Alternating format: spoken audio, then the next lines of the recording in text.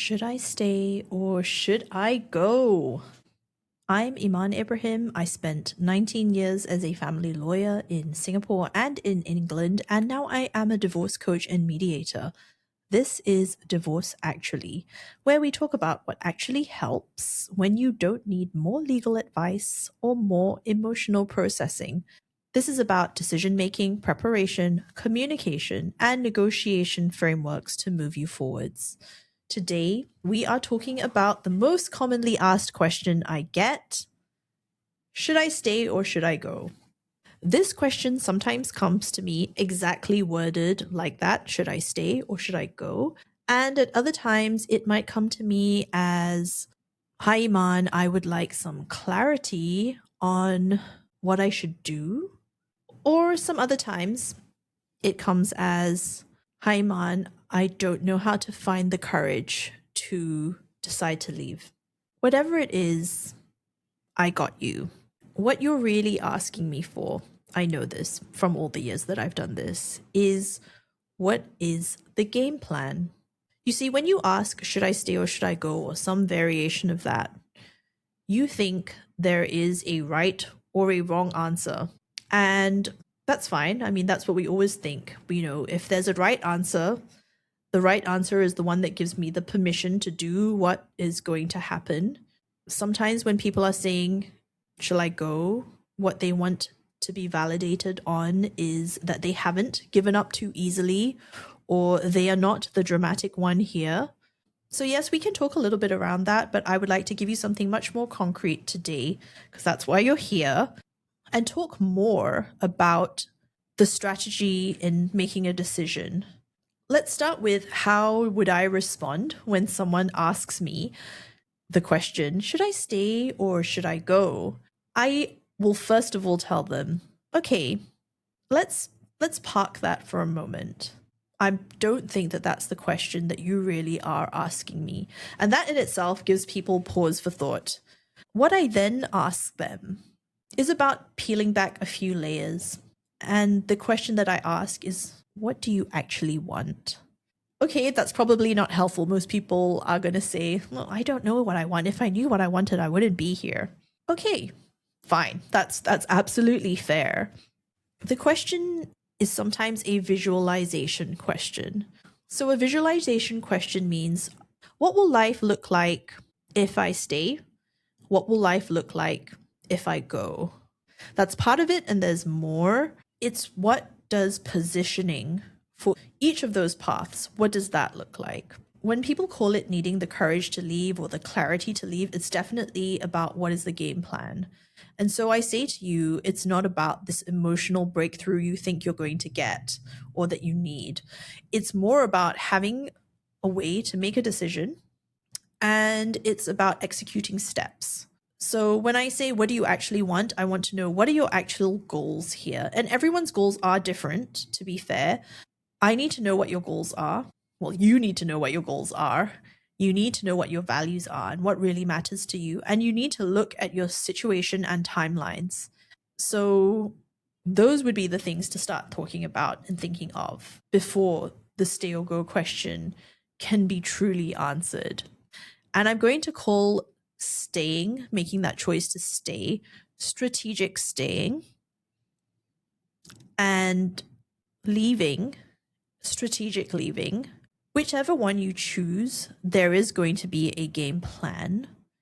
It is going to be about preparations, actions, steps, knowing how you're going to react in particular situations, knowing what those situations are going to be, making a plan for what's going to come. And sometimes you can do that by yourself, and sometimes you need a thinking partner. And you're like, hold up. What do you mean strategic staying? Isn't staying just staying? I'm going to put it like this. Strategic staying is completely different from what I will call passive endurance. It's not about enduring another year, hoping that your partner's going to change. Strategic staying is about having some concrete milestones, some criteria, some expiration dates, and yes, some preparation actions. At the end of this strategic staying period, you might be making that decision ultimately to leave. Okay, that could happen. What you will be doing will be preparing to leave. So, yes, you're going to prepare without knowing whether you're going to leave. And this means you're going to be doing things like documenting patterns whilst you still have access to information. It might be building up your money pot. Okay? It might be organizing financial records because right now you don't really know what you have, you don't have access to things. It might be stress testing certain arrangements before they become hardened into a court order at some point, if they are going to be. And it's largely about also setting up infrastructure for yourself, just really getting prepared. So it's not about how am I going to survive another year? It's more about I'm probably going to stay for another 18 months because one of our kids is going to be finishing primary six. PSLE is an important year for them. And I will probably likely take action after that point. So I want to get things in place now so that I'm not starting from zero. So strategic staying does have a plan, it has an endpoint.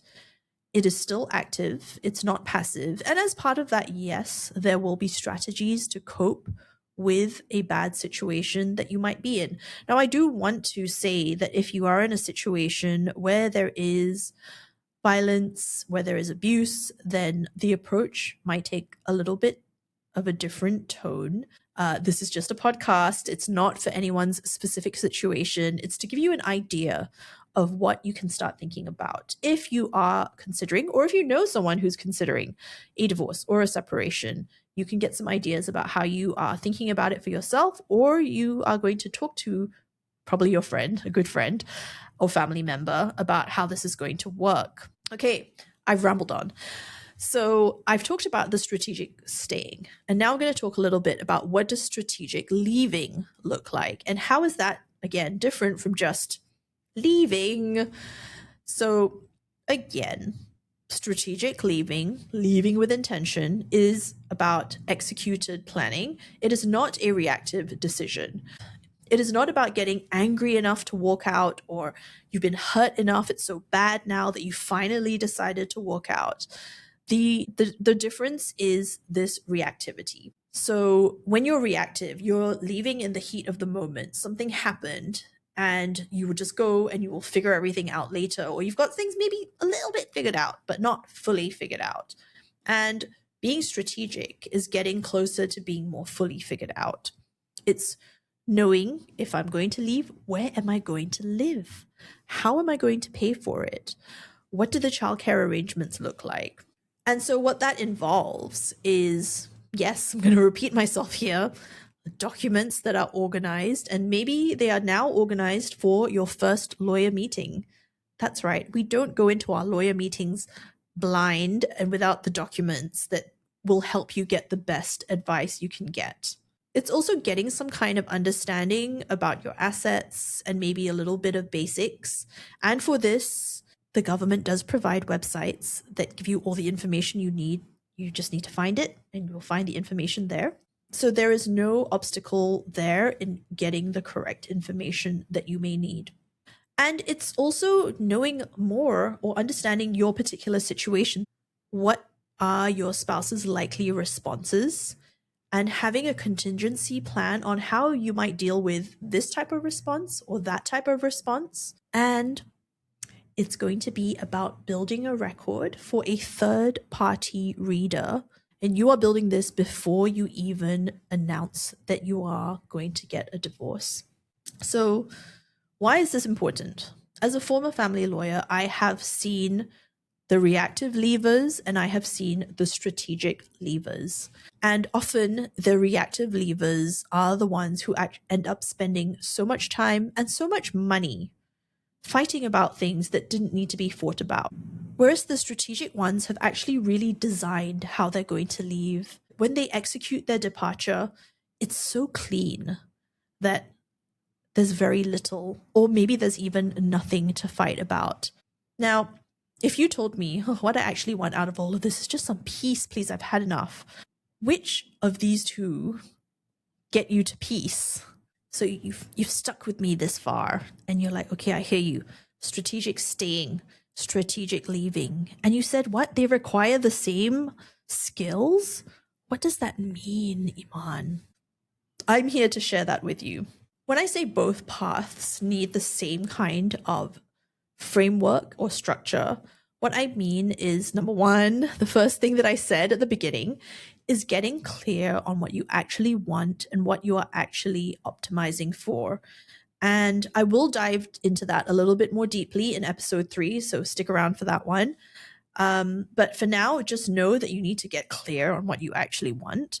Then what you're doing in both cases, staying and leaving, is to build records for the people who are going to read them. That could be judges. That could be mediators. That could be a counselor, therapist, or a custody evaluator. There's also those. So it could be anyone. We don't know who they are, but we want to make sure that what they're reading is credible and helps us. Okay, so that's 2 things so far. Third thing I would say is the communication structure or framework. So this comes around knowing what conversations are likely to come up in a situation where there's a separation or divorce, and knowing what of those conversations should be taking place in writing, which of those conversations can take place face to face, what's going to happen in them, what are we going to say, and fourth one, how are we going to convince that unreasonable person to be reasonable? So you would be applying 4 of these things to whether you are staying or going. And the only real difference is probably your timelines and maybe the endpoint, because you might go through the entire staying process and still stay. Hey, no judgment. We don't judge here. Sometimes perspectives will shift and you might come to a realization that you could stay. Okay, that's fine. We are not here to be pro-divorce. We're here to be pro you living the life that you want to live. If you're building something strategic, you're building this infrastructure or foundation, you're going to be better off in your position whichever way you go. To recap, strategic staying and strategic leaving require the same skills. You need to get clear on what it is you are optimizing for, what you actually want out of this. So you want to be building records for the people who's going to read them in future. That's the judges, mediators, custody evaluators, whoever it may be in the family legal system. You need to think about how you are going to convince this unreasonable person, and more on that in episode 2. Now, I've dropped in a couple of times saying sometimes people are like, I need to be brave enough. I need to have the courage.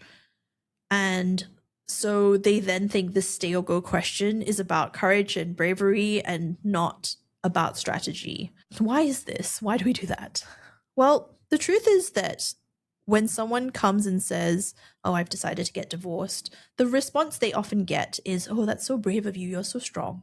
We have romanticized leaving as the brave choice and staying as the weak choice.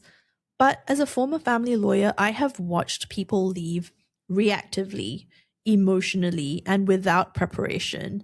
And then they spend time and money trying to undo these snap decisions that they have made. At the other side, I've watched those people who stay strategically for a period of time, might be 18 months, might be 6 months, might be a couple of years, or even more.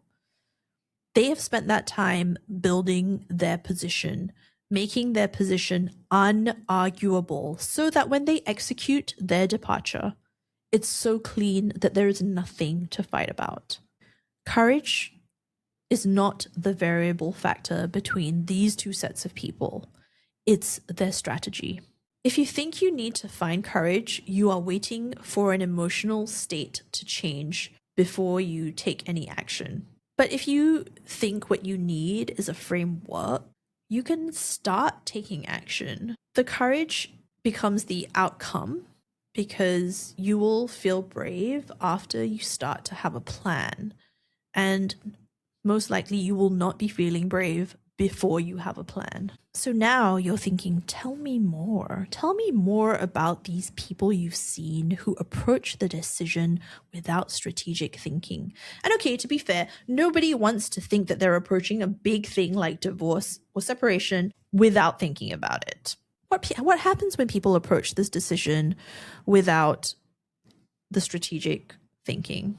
A lot of times people will stay in this era of uncertainty and indecision. Actually, for a long time they will be oscillating or flipping between the two positions, but not taking a step towards either of them.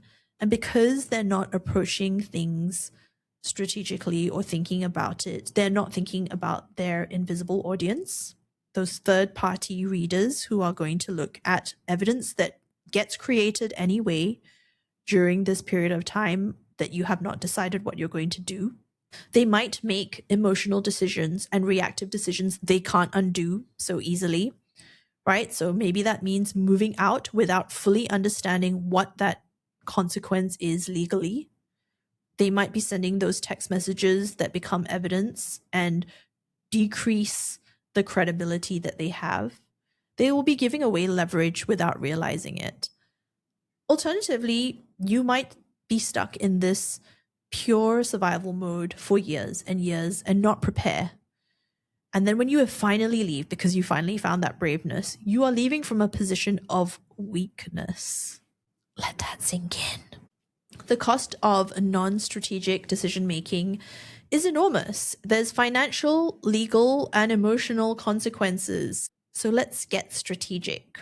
If you're listening to this right now because you saw the title and you're like, yes, I am thinking, should I stay or should I go? What should you do instead?